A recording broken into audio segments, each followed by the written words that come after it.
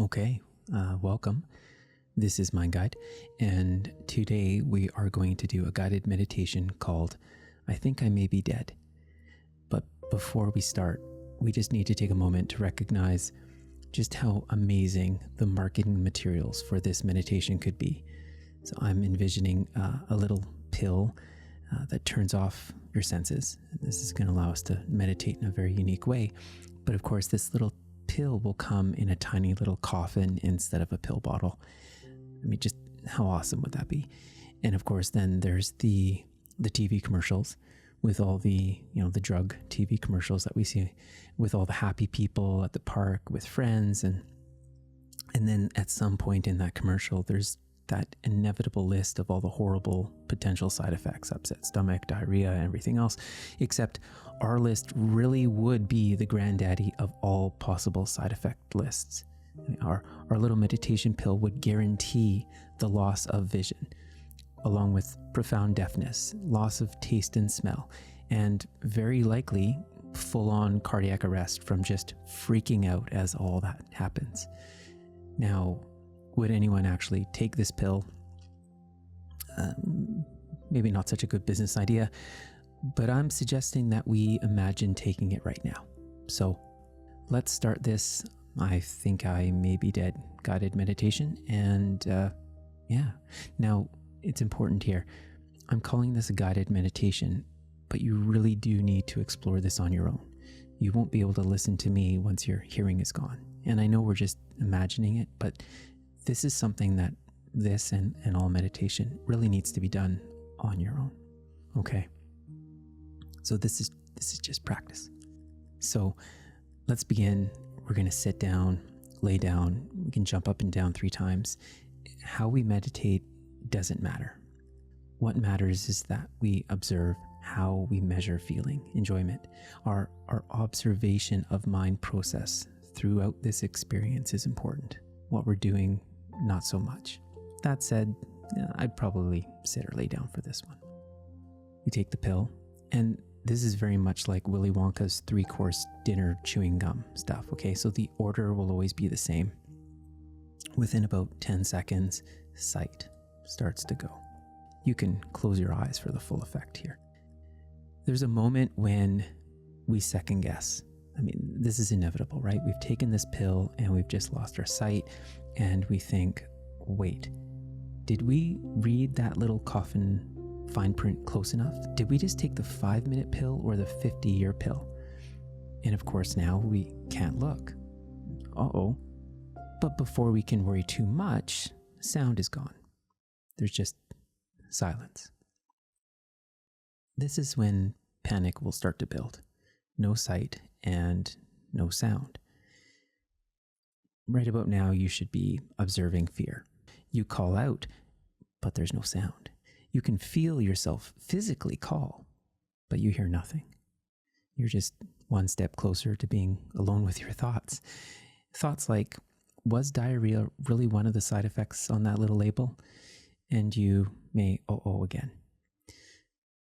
Don't have much time to think about that because next is smell and taste, but really who cares about those senses anyways? We're about 30 seconds in now, and it's pretty much a full-on panic attack. Our awareness has turned to whatever we have left, which is feeling. And in that moment, there could be a tiny little glimmer of hope.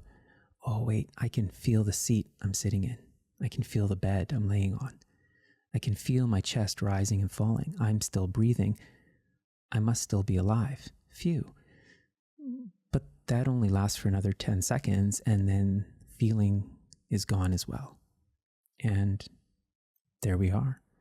We can say, or I guess scream in horror, I think I may be dead. Now, this is a very interesting place to be. No sight, sound, smell, taste, or touch. But apparently you are there to experience that, whatever that is. And of course, we're just imagining this, but try really, really hard to feel your way into this state of being. Mind will try to make sense of what is happening.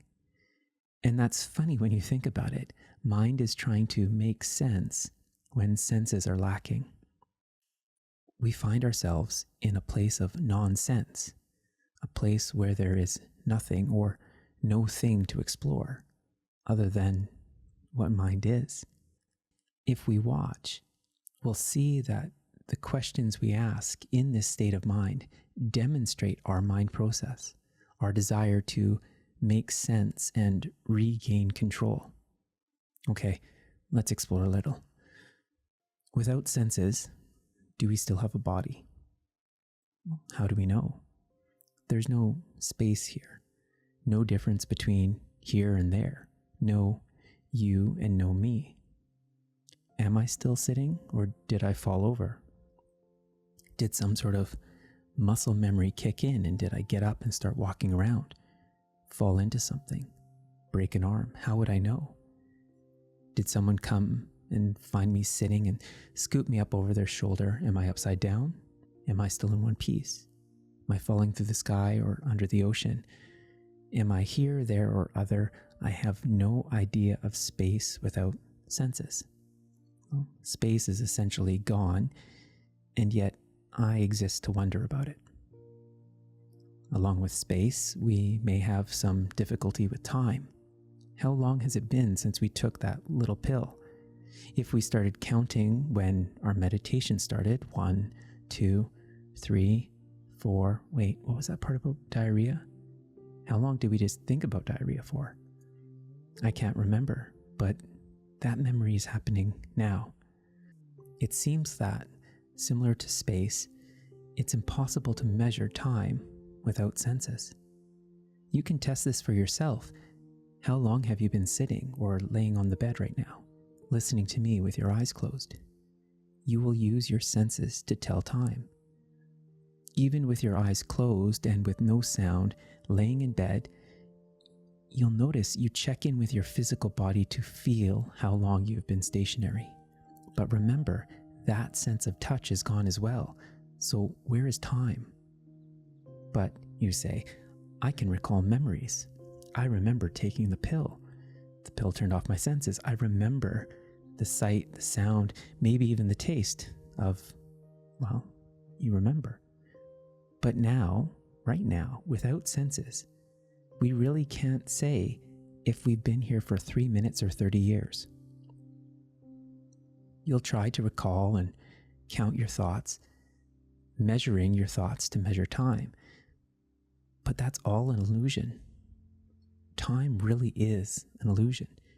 All those memories are happening to you now. What you are sure happened in the past, you are only sure of now. And yes, we can always think about time. How long until this pill wears off, for example? How long until this guy's meditation is over? But how long is irrelevant if we have nothing to measure against? A little bonus material here. If you practice this and you explore it for yourself, you may begin to see the relationship between senses and desire. But let's not get that far yet. We are in a place of no space. We don't know if we're upside down, here, there, or other. And no time. We don't know how long it's been. 1, 2, 3, 4. 1, 2, 3, 4 what? What is quantity without the senses? If you've done any of my meditations, you've probably heard me say that what we desire most is feeling, and how we measure a sense of enjoyment being a feeling. But without senses, how do I determine how I feel? For example, we were scared when we lost our sight and sound. There was a feeling of fear that we measured. All our enjoyment was being taken away from us, and the outlook was pretty bleak. But now that the physical feeling has turned off, where's the freak out? How do we measure it, or any experience for that matter, if we can't physically feel?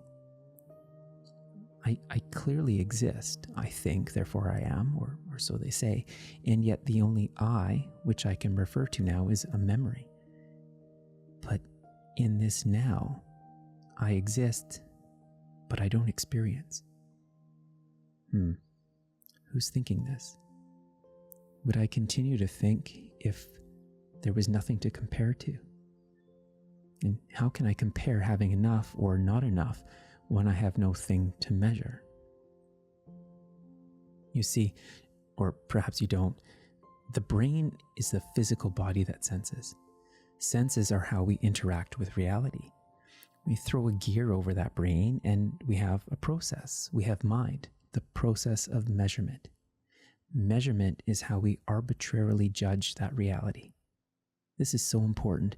What you believe to be is not a thing, but a process. All things are formed through the creation of measurement, this versus that.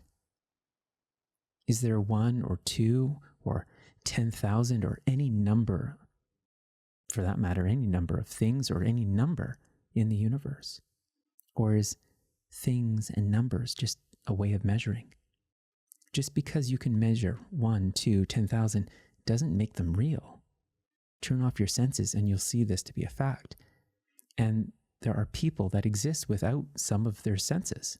So we know this is a potential. Remove the senses and the little gear goes off the rails. Mind goes haywire without things to measure. But strangely, this nonsensical state seems to have a lot in common with what we strive for through meditation. No time results in now, no space results in here, and no measurement results in acceptance. Here, now, acceptance. All from observing how we measure. Well, luckily, we took the 5-minute pill and our senses begin to come back. Big sigh of relief, no diarrhea, yay. And immediately we think, wow, what an interesting experience that was. Time now being measured again. Interesting. Anyways, I welcome you to try this meditation again on your own. Guide yourself through it. See what you come up with. Thank you.